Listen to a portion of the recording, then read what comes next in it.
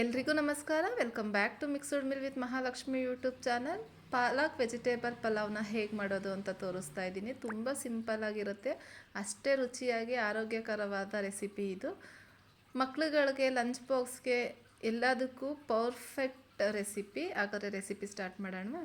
First ನಾನಿಲ್ಲಿ ಅಕ್ಕಿನ ನೆನೆಸಿಟ್ಕೊತಾ ಇದ್ದೀನಿ. 2 ಗ್ಲಾಸ್ ಅಕ್ಕಿನ ಹಾಕಿದ್ದೀನಿ.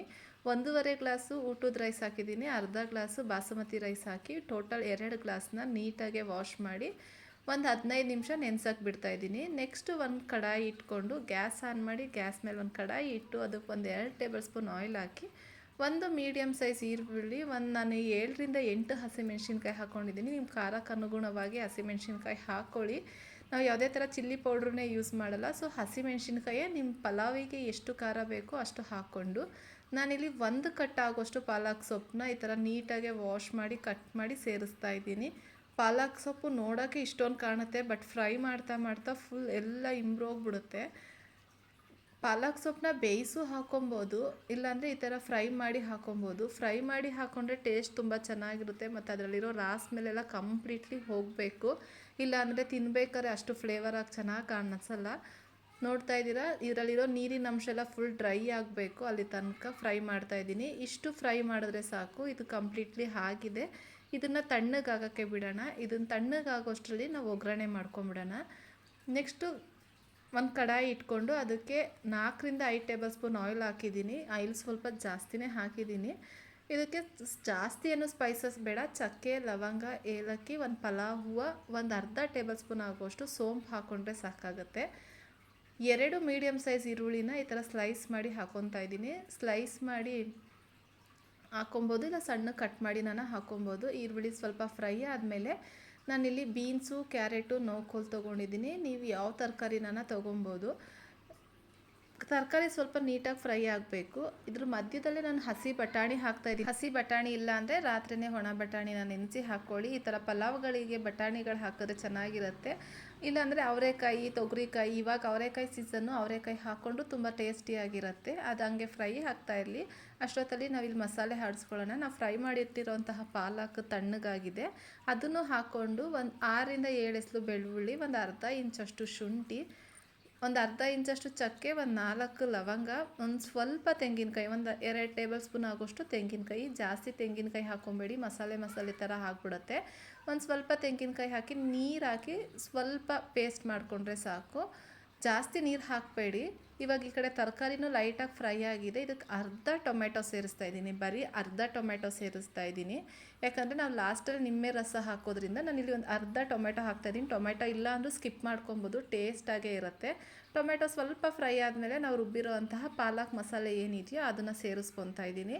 ಈ ಪಾಲಕ್ ಮಸಾಲೆನ ಎಣ್ಣೆಲಿ ಚೆನ್ನಾಗಿ ಫ್ರೈ ಮಾಡಬೇಕು, ಯಾಕಂದರೆ ನಾವು ಶುಂಠಿ ಬೆಳ್ಳುಳ್ಳಿಲಿರೋ ರಾಸ್ ಮೇಲೆಲ್ಲ ಹೋಗಬೇಕು. ಹಾಗಾಗಿ ಪಾಲಕ್ದು ಫ್ರೈ ಚೆನ್ನಾಗಿ ಮಾಡ್ಕೊಬೇಕು.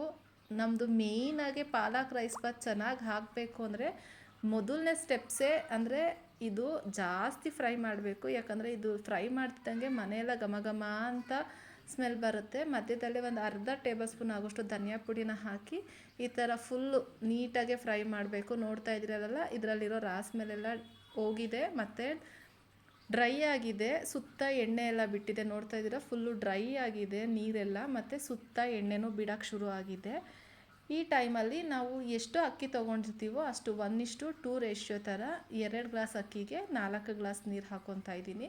ಹಾಕ್ಕೊಂಡಾದಮೇಲೆ ಕುದಿಯೋಕ್ಕೆ ಬಿಡೋಣ. ರುಚಿಗೆ ತಕ್ಕಷ್ಟು ಉಪ್ಪು ಹಾಕಬೇಕು.